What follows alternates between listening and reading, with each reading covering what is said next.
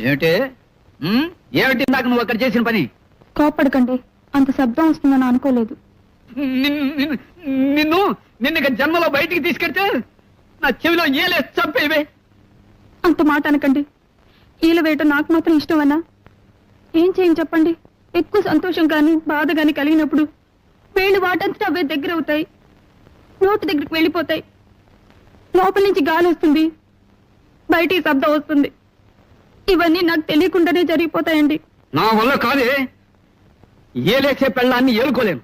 ఇవాళ రేపో వకీల్ గారిని కలిసి నీకు విడాకులు ఇచ్చేస్తా. అంటే ఏంటండి? కోర్టు వారు నీకు నాకు ఇక ఏ సంబంధం లేదని కాగితం ఇస్తారు. అది